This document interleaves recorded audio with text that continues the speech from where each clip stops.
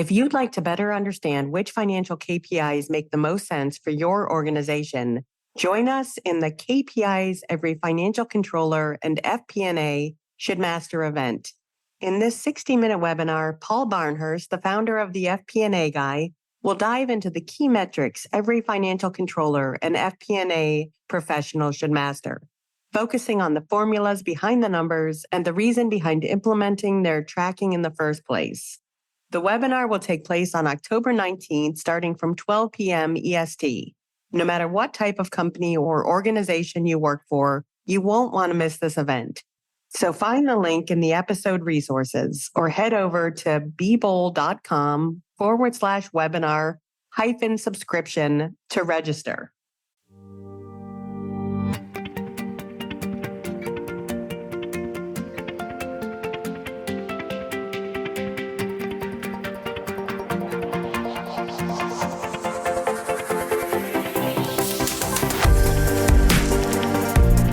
Welcome back to CFO Weekly, where we're talking with financial leaders about how to build efficiency in their teams, create time for strategy, and ultimately get results. With your host, Megan Weiss. Let's jump right in. Today, my guest is Chad Gold, Chief Financial Officer, Salesloft. Since 2018, Chad has served as Chief Financial Officer for Salesloft and has overseen a period of significant growth, with annual recurring revenue growing by more than 450%. In addition to managing the company's financial performance, Chad is responsible for investor relations, legal, strategic business development, real estate, and facilities. Before joining Salesloft, Chad served as Chief Financial Officer for Rubicon Global. Prior to that, he served as Global Vice President and Chief Financial Officer at SAP Ariba, where he led a global team that provided the scalability and infrastructure to more than double cloud subscription revenue. He also held multiple finance leadership roles at the Home Depot in financial planning and analysis, international, and M&A. He began his career working as a senior consultant in business valuation in the Atlanta office of Ernst & Young. Chad has a bachelor's in finance from the University of Florida and an MBA from Emory University. Chad, thank you very much for joining me on this episode of CFO Weekly. Well, Megan, thanks so much for having me. I'm happy to be here. Yeah, today we'll be learning about your career journey and Salesloft and getting advice on how to manage fast-growing companies and prepare them for next steps. And I'm looking forward to this and learning from you. So let's get going. That sounds great. First, as always, let's start with you and your career journey and how it is that you got to where you are today. Yeah, sure. Well, I did my undergrad at the University of Florida, actually in finance. That doesn't mean I knew I was going to be a CFO from the beginning, but came out of college and my first job was doing corporate finance at Ernst & Young, EY today. And what was great about that was learn how to build models, got a really strong foundation in thinking about how to look at financials, but you don't get to go very deep into companies. And so I realized I wanted to get more operational. And so after about 2 years at EY, I left and went to the Home Depot and spent the next 8 years of my career in a myriad of different finance roles at Home Depot. I did a little bit of internal audit. I did mergers and acquisitions. I did financial planning and analysis. I was in an operational finance role, and really taught me how to translate financials into operating metrics that the business can understand. And after 8 years, had a great run, got to work with incredible leaders like Carol Tomei and Ted Decker, who's now the CEO of Home Depot. And, just realized that retail wasn't a passion for me. Retail can be very repetitive, very seasonal, and finance is already like that already. And was fortunate enough to have an old colleague from EY that recruited me over to Ariba and got me into the software space. And so for the last 9 years, I have worked in cloud technology, spent about 4.5 years at Ariba, which is a division of SAP, as the division CFO there. And then left there in 2017 for my first standalone CFO job as the CFO of a company called Rubicon Global at the time. It's now called Rubicon Technologies, which is a waste and recycling startup that at the time was headquartered in Atlanta. And what was great about that role was first venture-backed CFO job, was able to raise a significant amount of capital, really learn how to work with investors, and just really round out my skill set. And all of that really led me to then ultimately in 2018 joining Salesloft. And so literally, I think, Megan, a week from tomorrow is my 4-year anniversary at Salesloft. Wow. And I mean, it's been the greatest joy of my career, not just to be able to do it at an incredible company like Salesloft, but to be able to grow the company in the Atlanta business and technology community. Since I've been here, we've grown revenues about 500%. We've seen employee headcount up about 300%. And all of that has translated to about a 10x growth. So when I got here, Salesloft was valued a little bit north of $200 million. And last year, we did a majority recap transaction with Vista where the deal was valued at $2.3 billion. So we raised our enterprise value by about 10x. And you've been there since 2018. When was the company started? The company was originally started in 2011 by Kyle Porter, who's still our CEO and today. There was a kind of a version 1 of the product that came out. And then really in that 2014, 2015 timeline was when really the product that now is the foundation of Salesloft today, our platform, was built. But yeah, the company's been around for over 10 years. And let's talk about Salesloft. What is it that you guys do? Yeah, so most people are familiar with the modern CRM. So think of Salesforce, Microsoft Dynamics, HubSpot. Really, the CRM is just a database that people load data for people like me to look at. What Salesloft is an engagement platform. It's a layer that sits on top of the CRM, and sellers can use our platform to really do all of their digital selling tasks. So think, we can be their multi-channel communication system for their customers, their email, their phone. We can connect to their calendar. They can also use our system to interact with customers, to transcribe and record calls. And they can also use our system to forecast. And so if you think as a seller, whereas you didn't used to want to go in the CRM for your day-to-day job, you can do all of your tasks in Salesloft. And then we make you so much more efficient because we're designed for you to interact with customers and sell whatever it is you need to sell. And then we feed all of that data back to the CRM so that the company can still have visibility to what's going on, but it makes the sellers more effective, and it actually makes the fidelity of the data and the CRM better as well. And do you guys have like a perfect client? Are there clients that are better than others for you guys, or who's your target audience? I hate to give you the cop-out answer that basically anybody that sells anything and interacts with customers could be a target client. But really, if you look at our customer base, in the early days, it was very heavy technology companies. So some of our biggest customers are companies like IBM, like Google, but, LinkedIn is a big customer of ours. But over the years, we've seen digital selling and modern sales methods really roll out to companies in any industry. So 3M is a big customer of ours, Cargill, Comcast, Verizon. I mean, you think about business services, telecommunications, supply chain, healthcare, really any of those companies can find a use case for our technology. And especially as they digitize how they sell, they quickly realize that if you don't have sales engagement technology like Salesloft, you're really at a disadvantage because your sellers will be less productive. So I've heard over the last 2 years that digitization has been sped up by let's say a decade or more. How have the last 2 years been for you guys? Yeah, look, I think COVID has definitely accelerated a trend. And I think the 2 years happens to align with was really when everybody started working remotely. Mm-hmm. But what we saw was it was no longer, it used to be a conversation about inside sales versus field sales. And that, at the time, people viewed technology like ours around inside sales, but then it quickly became, you're either a digital seller or you're not, and people are working from everywhere. And so we've certainly seen that accelerate the trend for us over the last 2 years. And our growth rate accelerated through COVID, it didn't decelerate. And so what we saw was companies that didn't have sales engagement quickly realized that, they needed technology like this. And we saw buying cycles actually accelerate because they realized that they didn't do this, they wouldn't be making the right investments in their sales stack. And so it's been a positive, the trend of remote work, hybrid work, and then investments in digital technology have all been positive trends for our business for sure. And do you guys have competitors? And if so, what differentiates you from them? So it's interesting. I'd say the biggest difference between SalesLoft and our competition is, we're the only one that's a true platform. So as I talked about digital selling, I think we bring together a modern workflow.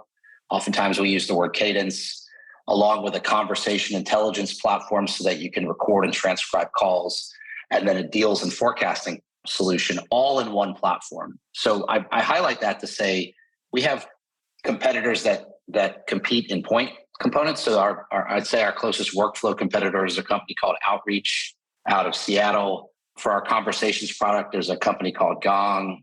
And then for our deals product, there's a few competitors there. A company called Clarion might come to mind. But there's nobody that competes with us head to head across the entire platform. And since joining SalesLoft in 2018, you mentioned that you guys have seen significant growth. I see that recurring revenue has grown by more than 450%. So what do you attribute this growth to? Yeah, I think it's a combination of, number one, software companies are ultimately going to grow if there's product market fit. And so there's obviously an incredible need for what we're providing in the market. And then I think, look, we've been very fortunate to bring on incredible leaders who've helped us not just to grow and take advantage of that product market fit, but really we've grown into new segments. So as an example, 4 years ago when I got here, SalesLoft's mix of business, if you think about size of companies, was probably 80% on the SMB side or the smaller side, and 20% in the enterprise. Think larger companies like I referenced before. And over the last 4 years, that 20% has gone north of 40%. So our enterprise business has been growing at a significant rate, which has helped our growth. And then we've also invested in growing internationally. So about 3 years ago, we opened a London office and launched SalesLoft UK. And now the EMEA, the Europe region makes up roughly 15% of our revenue today. And then this year we launched in Asia Pacific. And I expect that by the end of this year, international revenue will probably be roughly 20% of our business, which was essentially nothing 4 years ago. And I'm just curious, how have you guys targeted those enterprises? I assume that the growth from 20 to 40% of your sales was due to some sort of effort. So how did you guys make that switch? Yeah, I think it's a few things. One is, there are different sellers that sell into bigger enterprises than, potentially into an SMB solution. So I think it was bringing on the talent that we needed to be able to sell into those larger customers. Also, just our maturity of our platform. We've made significant investments in the platform in terms of security and controls, things that modern enterprises are going to insist on having. So think talent, our technology. And then I think some of it's just that, if you look at most technology adoption, it generally starts in smaller companies. And so, the reality is that over the last 4 years, we've just seen that enterprises are now realizing that this is something they have to have. And so kind of all of those factors combined, along with the intentional cross-functional investments you'd expect in terms of not just sales, but marketing. We talked about product. And then also, the post-sales component for our company, the ability to not just sell software to large enterprises, but to be able to implement them and then make them successful so that they adopt. We've really invested in all of those areas to drive that growth. And is it pretty much off the shelf or does it require a lot of customization? No, it's pretty much off the shelf. There's certain customizations that we can do as part of the implementation, but we are certainly not creating features for individual customers. It is one of those things where with some adjustments to your selling process along with our technology, you can get maximum ROI pretty easily off the shelf. And let's switch gears and talk about managing fast-growing companies. So what is the key to successfully doing this? Yeah, one of the things I learned pretty early in my career is, finance is just the expression of everything that happens in the business. And so, if you're going to successfully manage a fast growth company, you have to be involved in all of the operations all the way up the chain to make sure that ultimately when the numbers come out that they're what you expected them to be. And so One of the things I talk about is this idea when you work in finance in a high growth company, there are two types of finance teams. There's those that report the news, and there are those teams that help make it. And, I've always been of the mindset, you got to make the news and really drive the company forward. And so, we built a finance organization that's engaged in every facet of the company. And that allows us to help not just manage the financials, but to really help drive growth in partnership with the business and to make decisions as to, what are the right levers that we can pull to keep growth at the levels that we want to see. And I'm just curious, how is it that you build a team to do that, to drive the news rather than just report it? What goes into that? That's a great question. I think there's a few things. One, I'd say I've been very fortunate to have exceptional leaders that I've worked with in other companies that have joined me at Salesloft. So people that kind of know the type of team that I want to build and are very aligned to that vision.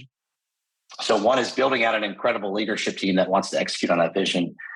And then two, it's something where, how you interview people, how you identify candidates. It starts with the hiring process. And then also too, it's about building those cross-functional partnerships with the business so that they view you as a partner and not just as someone who can answer questions whenever they need it. And so I viewed it as one of the most important things I did in my first 6 months on the job was establish really strong cross-functional partnerships with all of my fellow executives, recognizing, hey, look, I'm here to make you successful. I want you to lean on my team for that. And by building that foundation, they could get comfortable that, hey, look, finance isn't here to police me or to tell me no, but to figure out a way to help me, be successful and get to a yes. Yeah, I think that's great. I think so important, especially these days, to knock down the silos that have been in place, forever and really work cross-functionally to achieve the goals of the company. Yeah. And it's interesting. Back to your comment about high growth as well. I think, one of the biggest mistakes companies can make as they're growing really fast is looking across all of the different functions. If you're not careful and you overinvest in one area and underinvest in others, because you're growing really fast, those cracks form a lot faster. And so, having your pulse on all the different functions, all the key performance indicators that they're looking at, customer health, customer success, all of those things are so important because, if you don't watch it, you might, what people say in technology, look, it's one thing to sell the software. It's another thing to make the customer successful, which is what we're all about doing. And as the company's growing really fast, how do you put processes into place, but still keep like an entrepreneurial spirit alive? That's a great question. And I think it's probably one of the biggest challenges for any incoming CFO of a high growth business. What I would say is there's like the crawl, walk, run mentality. So there are certain things that you have to put in place. You have to close your financials. You have to, make sure you can, control who can pay people and things like that. And you have to have tight controls around payroll. But there's certain things in the business that there's a continuum where there's not a right or wrong answer as to how much control you put in place. And so what we've done at Salesloft is, certainly in the areas that needed it immediately, we put in processes, we invested in new technology, but then in other areas, we kind of like implemented things over time, recognizing that, you have to meet the organization where it is and help it to grow. An example is, I think about our selling motion, and it used to be where we were small enough that every salesperson could come to me and ask me for approval on a deal or, get my thoughts on how to structure it. Well, over time, we've built a deal desk function that's now, staffed to help them really grow and scale and be successful with customers.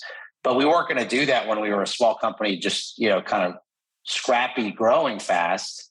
But as you scale, you have to look for those different teams, those different processes, and those different systems that you have to invest in to help the company continue to make improvements in those areas. And I know, one of the things that I've always said about Salesloft is we want to run like a public company, even when we're not public. Yeah. And we've been doing that for a few years now. And really, it's all about investing in those systems and then making constant improvements as we go.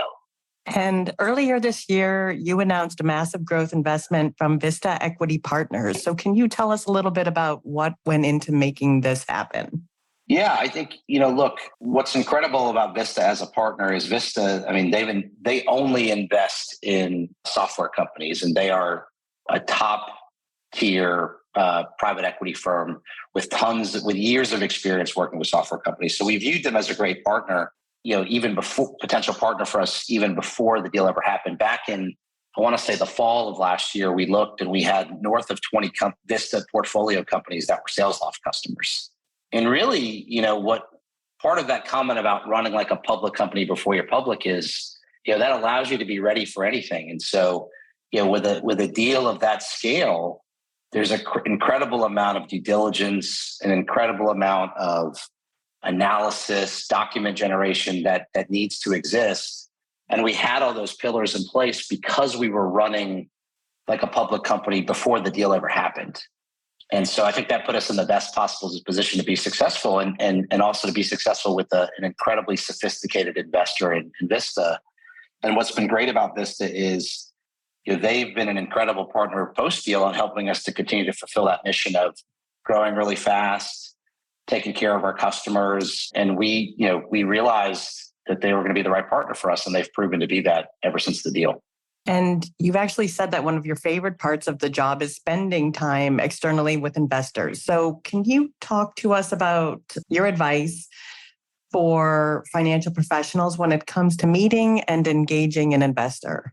Yeah, look, I think that there's a couple pieces to it that I'd say, I guess I look as part of this, Megan, I went back and looked. I think I've raised probably about $300 million of venture capital long before we did the Vista deal. And, some of the things that I found that have made me successful there is one is, there's this idea of lines, not dots. And what I mean by that is you should be establishing relationships with investors long before you ever actually are in the process of wanting to raise capital or you need something from them. And if you do that, if you establish that, and what I mean by lines is you meet with them periodically and you give them insights on what's going on with the company. Hey, I said I said the company would do this. We have actually achieved that and more. And then when you get time where you actually do need them, where you're thinking about raising capital, you have this incredible relationship and connection where it's not just starting from a place of an actual transaction. And so that's one I would say for sure is investing in having relationships with investors, even when you're not raising money. And I think that's the mistake a lot of companies make, and especially a lot of finance leaders that haven't done it before, is building those relationships. Because if I go back and look at some of the fundraisers that we've done, these are investors that, my CEO or myself, we may have met a few years earlier. But that connection together helped us to ultimately, get the positive outcome and get the right investors on board when we were doing it. The other thing I would say that is good advice as you think about investor interaction is the running joke I always have is working with investors is probably the most salesy thing you get to do as a finance leader. And it's about, learning how to tell the story of your company, and not just through the lens of numbers, but through the lens of the customers, through the lens of your operating metrics. And if you can connect those then back to the numbers, it's going to tell a really powerful story. And what I love is, even after the Vista transaction, we've continued to have those interactions with investors at conferences, and you always learn something new too. Because the other thing I'd say, if I go back to one more piece of advice, is, one of the great things about interacting with investors is, they tend to be really smart and they ask you really good questions. And so if you're open to learning and listening, you can learn a lot from the questions investors are asking you too. And that helps to make you a better leader. It also helps you to learn how to better tell your story as well. That's really great advice. I like the advice about learning to tell your company's story. I think it's really important these days for CFOs to be a storyteller, or the finance department to be a storyteller with more than just numbers. You're totally spot on. I mean, you think about, and then not just to connect it to the company, but also to connect it to the macro environment. I mean, look, companies nowadays are dealing with an unprecedented amount of external factors, right? Whether that be inflation, whether that be, a little bit of global unrest. And, finance's ability to look around corners and, kind of keep the business going during those times is really kind of what the function is supposed to do. And that ties back into being able to tell the story in kind of all different seasons of the company as well. And Salesloft has an opportunity to potentially be public one day. You already mentioned acting like a public company before you're public, but what else can be done to drive a company in this direction? I think when you think about being a public company, it comes down to a couple of things. One is you have to focus on your customers and you have to grow your company in a healthy way to even have an option to be a public company. And that's something that we've been focused on at Salesloft for many years now. You have to be willing to invest in the people, the processes, and the technology to give you the visibility that you need to meet some of the demands of being a public company. And then I think for Salesloft, the beauty of what we have is, look, I can't tell you today whether we're going to be a public company one day or not. I don't know the answer to that. What I do know is that my job and the job of my finance and corporate services organization is to make sure that the company's ready for that if it does become an option one day. And in the meantime, we're going to continue to be a partner in the business to drive growth, to drive customer success, to drive employee engagement, kind of all of the kind of foundational things that drive a healthy company that can be public one day. And you mentioned investing in technologies, but are there any specific technologies you're looking at or thinking about making investments in, let's say, the next 2 to 3 years? What's your focus there? Yeah, I'd say, for us as a company, it's been great, such an incredible partnership across the executive team. I think we've made a lot of the infrastructure investments that we needed. So like as an example, as a finance leader, the first thing you may often have to change is your accounting or what's called an ERP system. So early on in my days at Salesloft, we migrated from QuickBooks to NetSuite. NetSuite is a tool that allows us to scale to being $1 billion revenue company and north of that. At some point, you have to automate your commission. If you have a lot of sellers, you have to automate your commissions payments. A lot of companies do that in spreadsheets. And we put a tool in place a few years ago to automate that process. You have to have a tool in place to drive planning and scenario analysis. And there are a few different tools out there for that. We happen to use Adaptive Insights at Salesloft today, but there are incredible tools out there like Anaplan. I mentioned Adaptive. And so for us, we've put a lot of the systems in place. Really, it's just about optimization now. It's about what are the things that need to work better together, because a lot of companies have a tendency to implement a system and then you have to work with it for a little while to figure out how to make it, optimized and integrated the right way. And so we are investing heavily there to make sure that the flow of information, the flow of data is very clean and through all of our systems, which then gives us the ability to look at the business in a lot of different ways. And as you look at Salesloft and then specifically your team and function, but what are the biggest challenges facing you guys today, both the company and your department? Yeah, I think, from a company perspective, I think there just becomes an element of, as you scale a business, it's not easy. Salesloft's growing north of 50% today. It is entirely challenging to grow a company at 50% at scale. Where do you find the people? Consistently. Right, exactly. That's right. You got to find the people. And then, the thing is, you think about it, if you're doubling the company every 18 months to 2 years, you're essentially building a new company again, which means you might break many of the things that you just put in place. And so part of what we've spent a lot of time on, and it's back to a challenge for my own team, is let's think about the process not for Salesloft's we're about roughly 900 employees today. Let's not put in the process for 1,000 person company. Let's make sure we have a process in place that can support 10,000 people. Let's not just put in a process to support a couple $100 million in revenue. We got to support a few billion in revenue. And the idea there is you don't want to have to be redoing everything every 18 months because that gets to be incredibly taxing on the organization. So certainly looking around corners and thinking about ways to keep scaling the company is a big challenge for my team. I think another challenge for my team is, the macroeconomic, there are not a lot of people who have operated in a high inflation environment with some potential, instability across the globe, and thinking about the ways that could impact your business and having your pulse on the scenarios and the leading indicators. So not just the financial metrics at the end, but all the indicators that are upstream that you can see earlier to make sure that you put the business in the best possible position no matter what happens. I view that as a responsibility and a big challenge for my team. And then look, I think as any team scales, it's continuing to identify talent. Megan, you said, where do you find the people? But inevitably in finance and G&A type organizations, you are not going to grow your headcount as fast as the company grows. You just simply can't do it.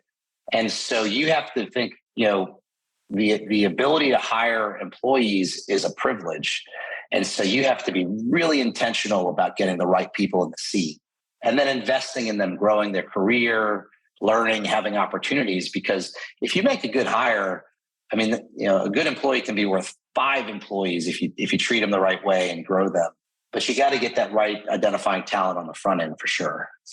Any tips on how to do that? Identify the right talents and then attract them. I think there's a couple things. I think one is, at a company level, you have to invest in employee health and engagement, especially as you think about in a remote environment. And so I think one of the things I've loved about Salesloft, our CEO has a saying, Salesloft is a place to do more, to be more, to become more. And, we invest in training programs, whether they're technical, like in finance, but then also, leadership across the company. So you got to invest in those type of programs to make it a place that people want to work. You have to have really strong core values.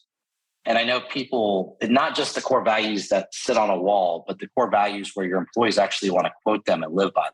And then, look, I think, back to my comment about investors, I think this concept of lines, not dots, applies to recruiting as well. The longer you work, and I know I'll date myself, I've been in the workforce north of 20 years. There are people that I've interacted with across my entire career that I'm still in touch with today. And some of those people work with me still, but certainly other folks that are in other companies, we all look out for each other and help each other to identify talent. And so maintaining those relationships becomes really important. Yeah, that point definitely highlights the value of relationships. Yeah. And then, I think you'd asked me early on in this too. You got to have a really strong point of view about what you want how do you want your team to operate? You said to me, how do I find people that want to make the news, not just report it? And I think you tailor your interview process and example questions and things to put people in situations that they might encounter working in your team. And those situational questions then kind of give you a lens into how are they going to act in a certain situation. And I think that helps as well. That's great advice. And last question, but what advice do you have for CFOs who are looking to drive strategic value within their organizations? Yeah, I'd say a couple of things. I think the first thing is that finance should be the hub at the center of every business decision. And so you have to build those cross-functional relationships across. And you got to build that trust with your fellow leaders and show them that you're really there to make them successful. That doesn't mean you say yes to everything, because you can't, but that they know you're there to make them successful and help them to navigate whatever situation. So I think that's one, is the relationships and that foundational trust with all the different functions. The other thing that I would say is, having a really strong pulse on how your operational metrics connect to the financials.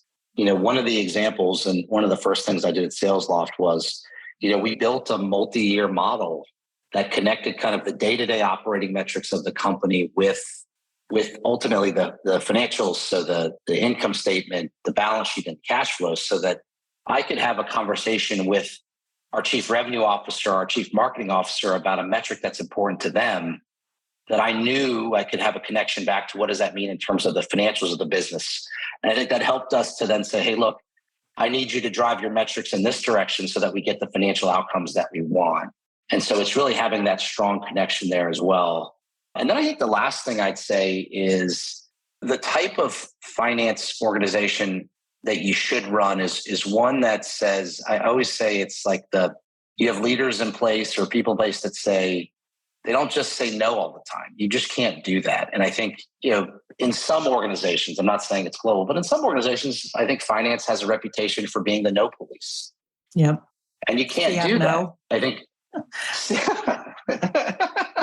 I heard that a little while ago. Yeah. But what I coach my team on is that you're going to often be asked questions that you can't say yes to. But what you can do is you could say no, but here are some things you can do. So you give them an opportunity to have another direction they can take. Or they might have something that the business might have something they want to do where you feel like you can get behind it, but you need to make some tweaks, and you say, yes, and I need you to do these other things. So there's kind of no but or yes and. But don't be the type of finance leader or organization where you don't give the business alternatives when they come to you with stuff, because it starts to stifle creativity, especially, to your question about high growth. In high growth companies, there is a balance of art and science. You're only going to have so much data to make every decision. And so you're going to have to take some risks. And ultimately, your job as the finance leader and CFO is, how do you take calculated risks and have your pulse on the business so you can make adjustments as you need to? And I think that becomes really important as you're scaling really fast. Chad, that's great advice. And I'd just like to say thank you so much for being my guest today. Oh, Megan, it's been a pleasure. Thank you so much for the great questions. And I've really enjoyed it. Yeah, I really enjoyed speaking with you too and hearing about your experiences and all of the resulting insights. And of course, I wish you the best and Salesforce the best. And to all of our listeners, please tune in next week. And until then, take care.